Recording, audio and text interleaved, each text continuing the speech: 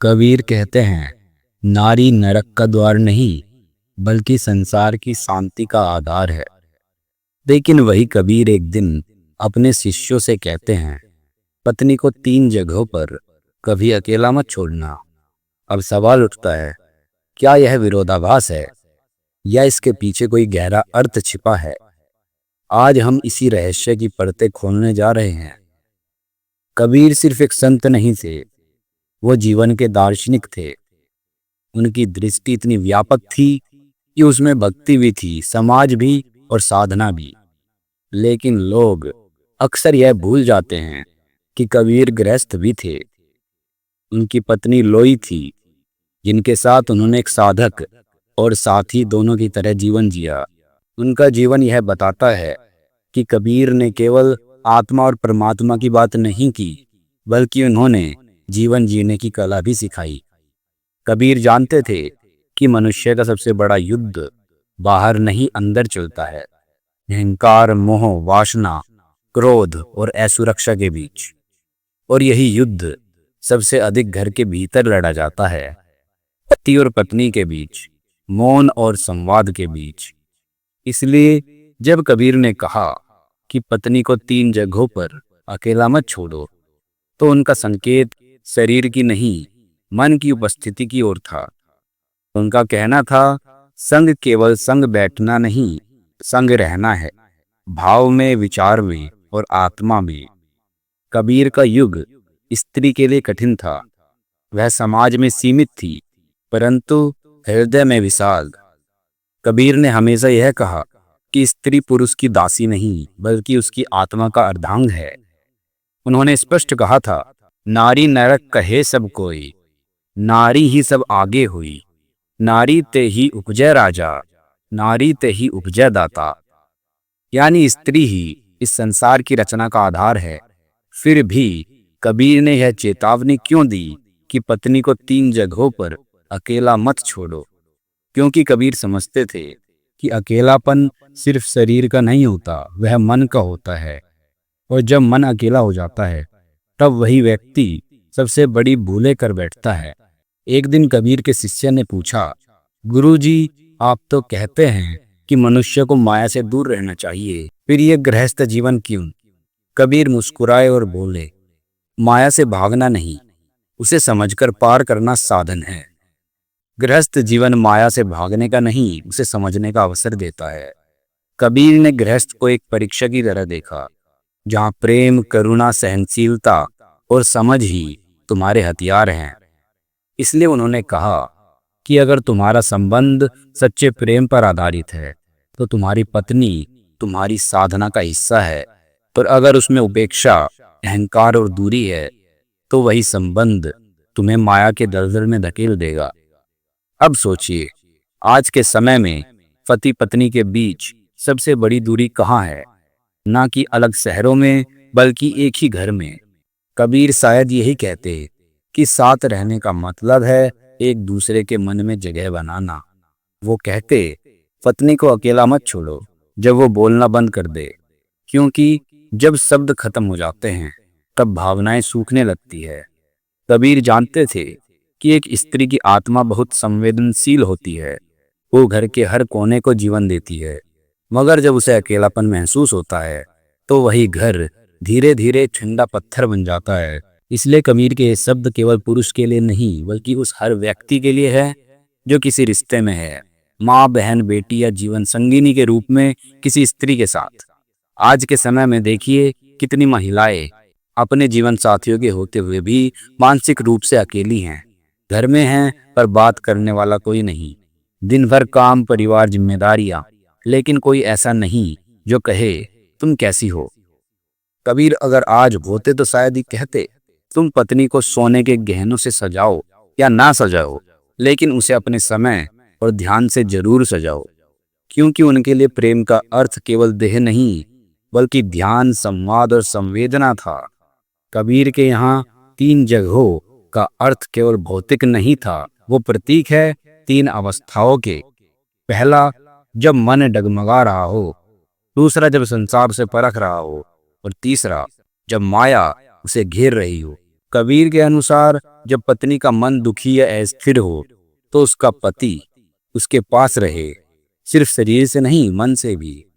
उसका मौन सुने, उसकी आंखों की भाषा पढ़े, क्योंकि कबीर कहते मन के हारे हार है, मन के जीते जीत। अगर मन ही हार गया तो जीवन हार गया। कबीर का यह संदेश आज भी हर रिश्ते पर लागू होता है, चाहे वह विवाह का रिश्ता हो, दोस्ती का हो या परिवार का हो। उन्होंने हमें यह सिखाया कि किसी को अकेला मत छोड़ो जब वो खुद से लड़ रहा हो। यह बात हर युग में सत्य है।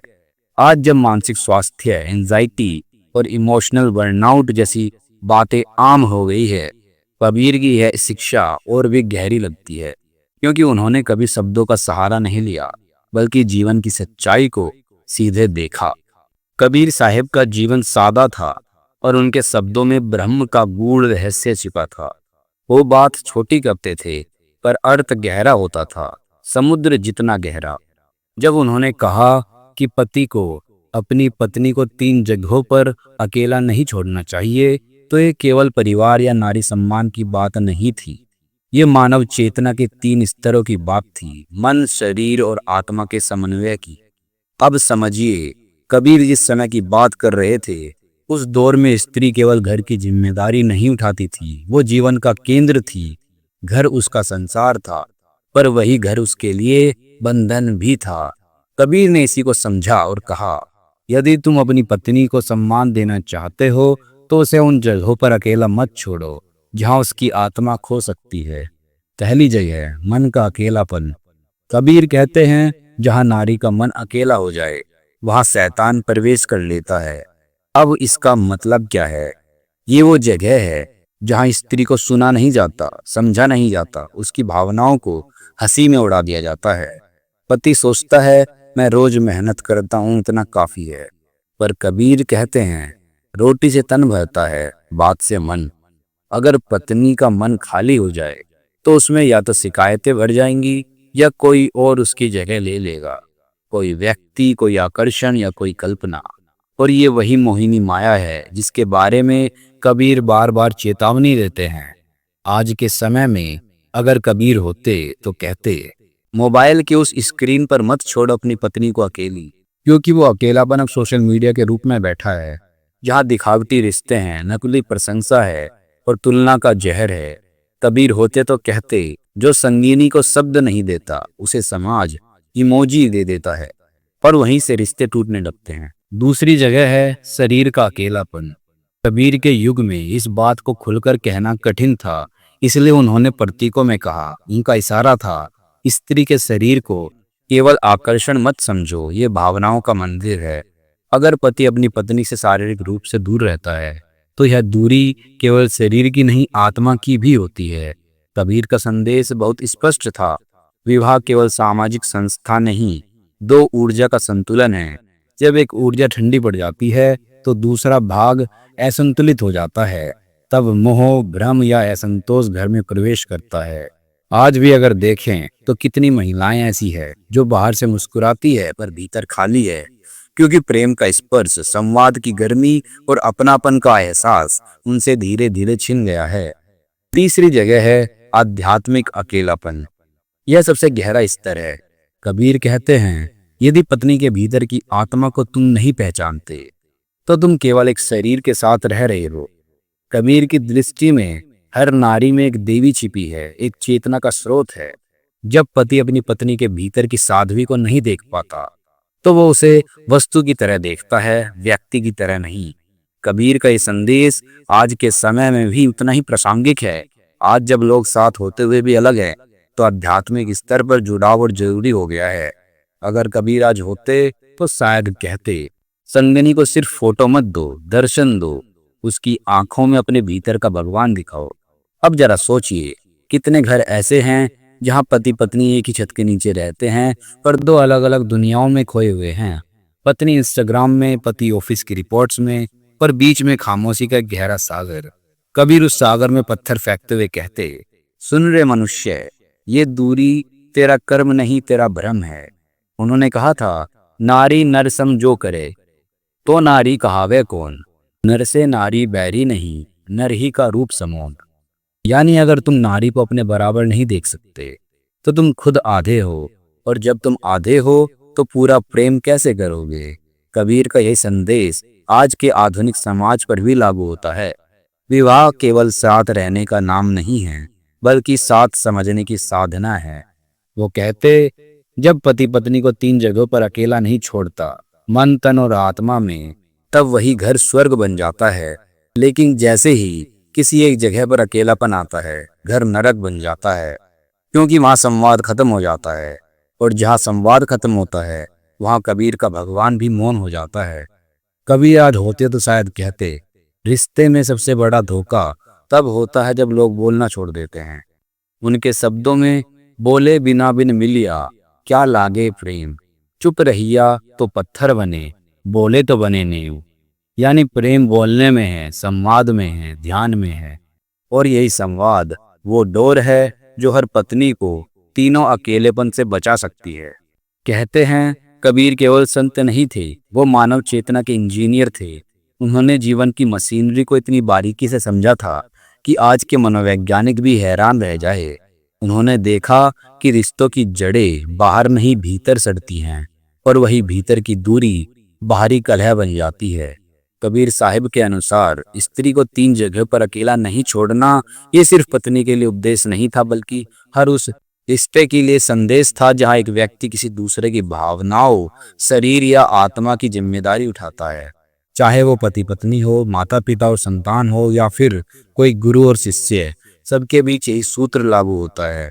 कबीर के युग में जब उन्होंने ये कहा था तो बहुतों ने सोचा कबीर स्त्री के पक्ष में बोल रहे हैं, लेकिन वास्तव में वो पुरुष की चेतना को झकझोर रहे थे।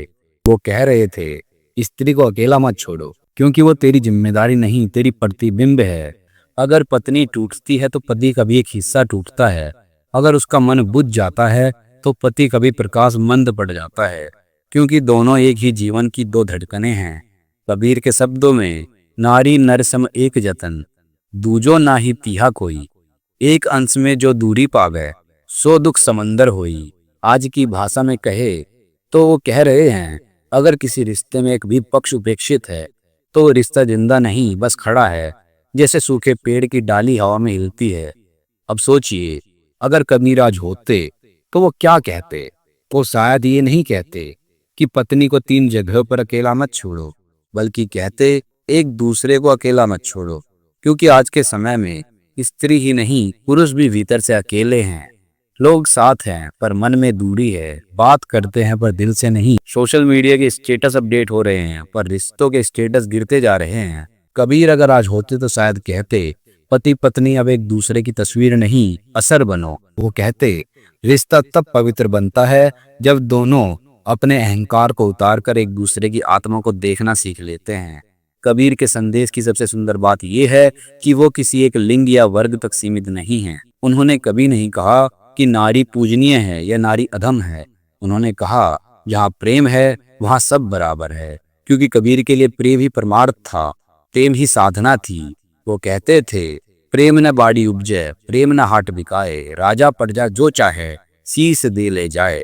यानी प्रेम तो आत्मा की मिट्टी में उगता है, उसे खरीद या सिखाया नहीं जा सकता।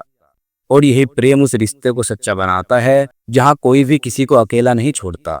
कबीर का ये संदेश आज के युग में और ज्यादा जरूरी हो गया है, क्योंकि अब विवाह समझौते से ज्यादा कॉन्ट्रैक्ट बन गया है।